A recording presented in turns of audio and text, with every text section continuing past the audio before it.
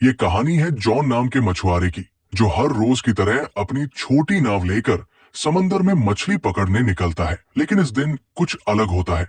अचानक चारों तरफ घना कोहरा छा जाता है और दूर दूर तक कुछ दिखाई नहीं देता। जॉन रास्ता भटक जाता है और इधर उधर भटकते भटकते उसे एक सुनसान नाव नजर आती है। जिज्ञासावश वो अपनी नाव उस नाव से बांधता है और अंदर जाकर देखने का फैसला करता है। जैसे ही वो उस नाव के भीतर जाता है, उसके होश उड़ जाते हैं।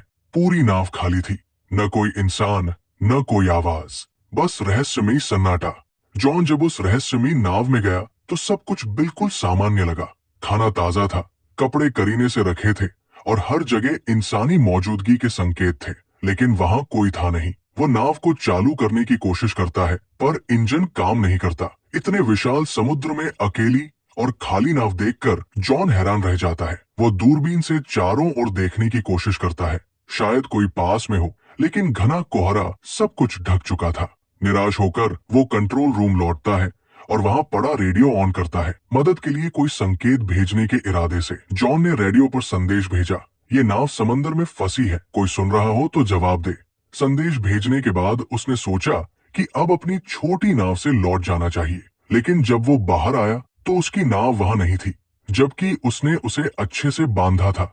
उसकी हैरानी और बढ़ गई जब देखा कि अब चारों ओर फैला कोहरा भी अचानक साफ हो गया था और आसमान एकदम खुला था। अब दोपहर का समय हो चुका था। जॉन को समझ नहीं आया कि ये सब क्या हो रहा है। वापस लौटने का कोई और रास्ता न देख वो उसी खाली जहाज पर लौट आया और नक्शे के सहारे रास्ता ढूंढने लगा। जॉन अब ये समझने की कोशिश करता है कि वो आखिर है कहाँ और अपने घर कैसे लौट सकता है। परेशानी ये थी कि उस रहस्यमयी नाव का इंजन खराब था। अगर उसे बचना था तो किसी भी हाल में इंजन को ठीक करना ही था। वो पूरे जहाज में टूल बॉक्स तलाशता है और कड़ी मेहनत के बाद इंजन ठीक कर लेता है। उसके लिए ये एक बड़ी राहत थी। अब नाव चालू हो चुकी थी और दिशा भी धीरे धीरे समझ आने लगी थी।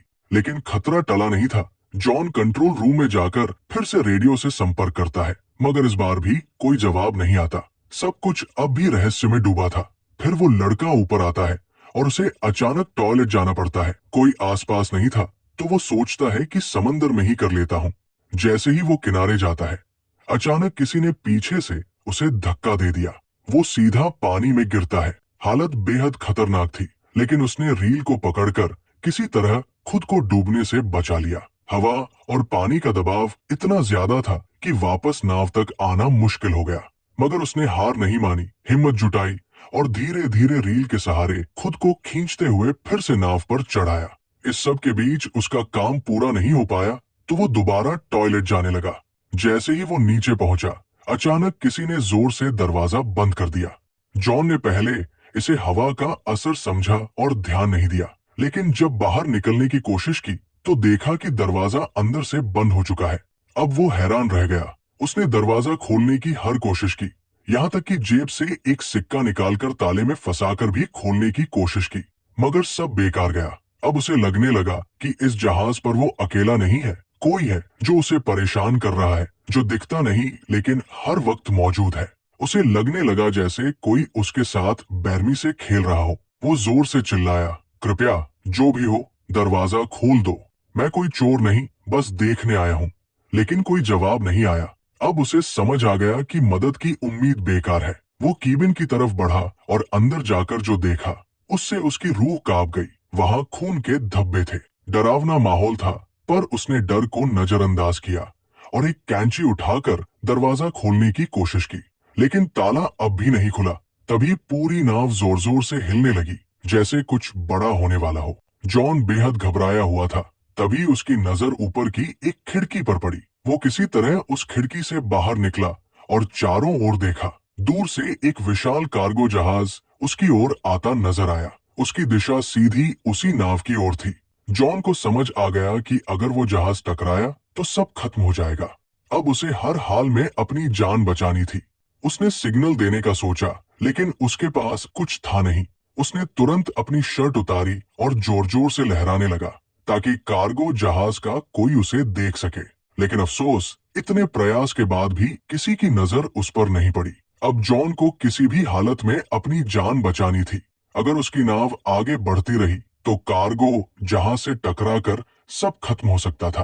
तभी उसकी नजर खिड़की के पास लटकी एक रस्सी पर पड़ी। उसके दिमाग में तुरंत एक आइडिया आया, अगर वो इस रस्सी का इस्तेमाल करे तो शायद जहाज को रोक सके। उसने जल्दी से रस्सी बांधी और बाहर फेंकी ताकि नाव की गति रुक जाए, लेकिन हालात और बिगड़ गए। रस्सी इंजन के पंखे में फंस गई और खींचते हुए बाथरूम के अंदर आकर उसके गले में अटक गई। उसका दम घुटने लगा। मरने की कगार पर पहुंचकर उसने हिम्मत दिखाई और एक औजार से खुद को आजाद किया। उसकी गर्दन पूरी तरह लाल पड़ गई थी। वो लगभग मर ही गया था, बट आखिरी पल में खुद को बचा पाया। रस्सी इंजन में फंसी थी, जिससे जहाज की रफ्तार थम गई, मगर ये काफी नहीं था। भारी कार्गो जहाज फिर भी उससे टकरा गया। जोरदार टक्कर से उसका जहाज बुरी तरह हिल गया और जॉन जमीन पर गिरकर बेहोश हो गया। उसके सिर में गहरी चोट लगी थी। कुछ देर बाद जब उसे होश आया तो उसने देखा कि बाथरूम पानी से भर चुका था, मगर सबसे हैरान करने वाली बात यह थी कि वो समुद्र का खारा पानी नहीं, बल्कि एकदम साफ और मीठा पानी था, जैसे कोई जानबूझकर उसे डराने की कोशिश कर रहा हो। वो एक बार फिर टूटकर भीख मांगता है, चाहे तुम जो भी हो, प्लीज मुझे जाने दो। लेकिन फिर भी कोई जवाब नहीं आता। अब वो भूखा, प्यासा और बेहद कमजोर हो चुका था। जैसे तैसे उसने बाथरूम की शावर से पानी पिया, लेकिन जल्द ही महसूस हुआ कि पानी खत्म हो गया है। फिर जब उसने सिंक से पानी पीना शुरू किया तो हैरान रह गया। अब वो पानी खारा हो चुका था। उसे तुरंत समझ आ गया कि नाव में कहीं छेद हो गया है और समुद्र का पानी अंदर आ रहा है। ये नाव अब ज्यादा देर नहीं टिकेगी। वो घबराकर दरवाजा खोलने की कोशिश करता है, लेकिन लगता है किसी ने उसे बाहर से बंद कर रखा है। रात का समय था और ऊपर से दिखा कि कोई अदृश्य, शायद दुष्ट शक्ति इस नाव को नियंत्रित कर रही थी। पानी तेजी से बढ़ रहा था और जॉन थककर सो गया। रात में समंदर में भयानक तूफान आया, जिससे नाव बुरी तरह टूट गई और जॉन भी गंभीर रूप से घायल हो गया। सुबह जब उसकी आंख खुली तो पानी सिर तक पहुंच चुका था, सिर्फ चेहरा बाहर था। अब उसे लगने लगा कि बस कुछ ही पल बचे हैं। तभी अचानक कहीं से क्लिक की हल्की आवाज सुनाई दी, जैसे कुछ खुला हो। जैसे ही जॉन ने हैंडल घुमाया, दरवाजा जोर की आवाज के साथ खुल गया। पानी का दबाव इतना ज्यादा था कि दरवाजा टूटकर नीचे गिर पड़ा और इसी तरह वो बाहर निकलने में कामयाब हुआ। बाहर निकलते ही वो सीधा नाव की छत पर गया ताकि ताजी हवा में सांस ले सके, क्योंकि नीचे ऑक्सीजन लगभग खत्म हो चुकी थी। अब उसे यकीन हो गया था कि कोई अदृश्य ताकत उसे हर हाल में सताना चाहती है। वो शारीरिक और मानसिक रूप से टूट चुका था और नीचे की तरफ पानी लगातार भरता जा रहा था। उसे समझ आ गया कि अब नाव कभी भी डूब सकती है। जॉन ने तय कर लिया था अब वो इस जहाज पर नहीं रुकेगा। तभी उसे एक आइडिया आया। उसने जहाज से एयरबैग्स निकाले और टूटे हुए बाथरूम के दरवाजे को इस्तेमाल करके एक छोटा राफ्ट बना लिया। उसने सब कुछ मजबूती से बांधा ताकि राफ्ट टिक सके, लेकिन राफ्ट चलाने के लिए उसे कुछ और जरूरी सामान भी चाहिए था। उसने जहाज से खाना, पानी और जरूरी औजार जमा किए और खुद को पूरी तरह तैयार किया।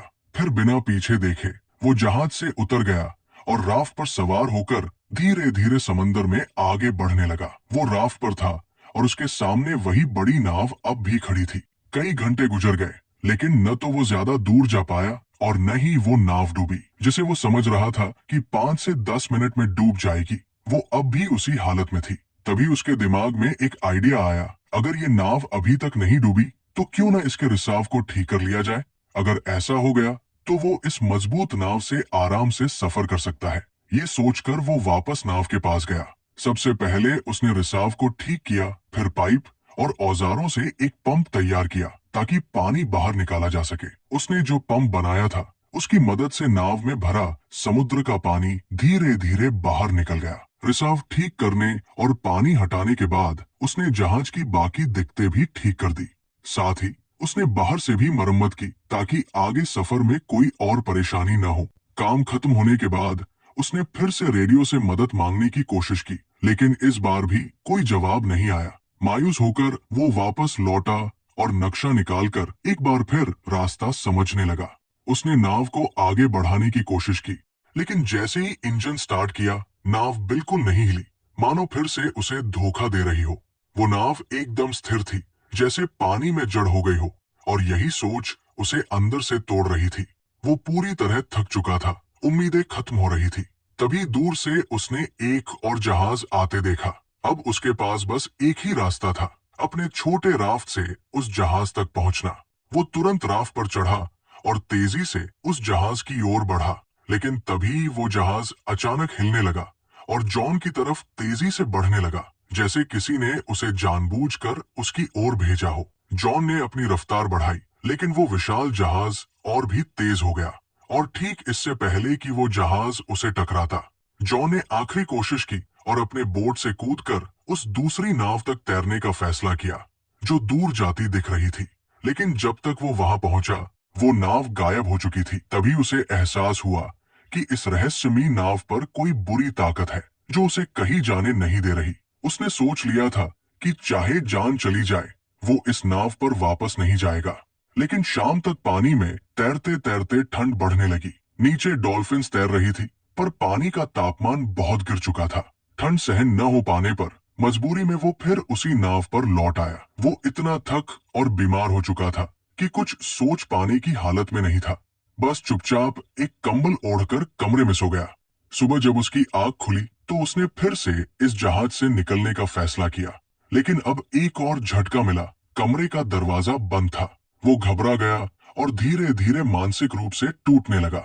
उसे कुछ समझ नहीं आ रहा था कि आखिर ये सब उसके साथ क्यों हो रहा है। तभी उसकी नजर कमरे में मौजूद एक छोटी सी केबिन पर पड़ी। उसने जैसे ही उसे खोला, ऊपर की ओर एक रास्ता नजर आया, एक वेंटिलेशन जिससे बाहर निकला जा सकता था।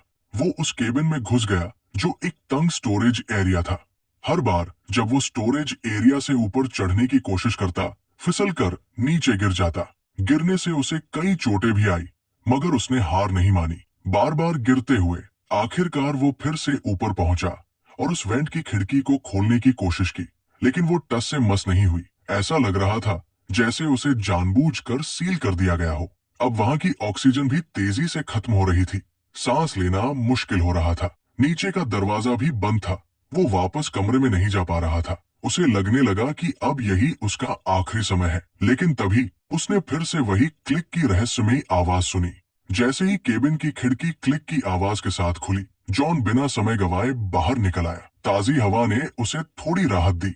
बाहर आकर उसने देखा कि नाव एक छोटे से द्वीप की ओर बढ़ रही थी।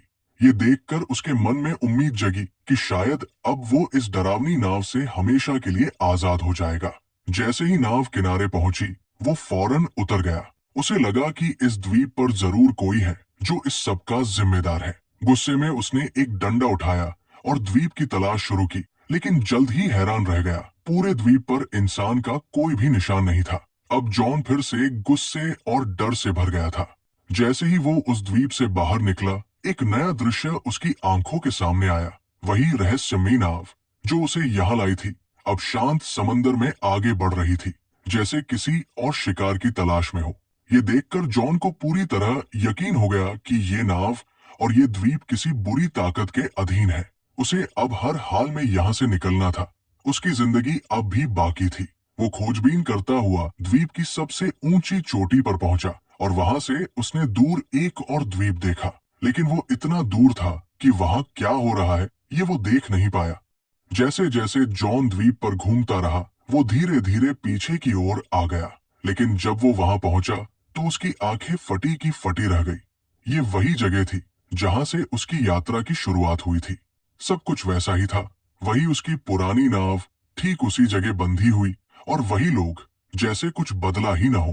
पूरा माहौल पहले जैसा था, जैसे कुछ हुआ ही नहीं। जॉन एकटक सब देख रहा था।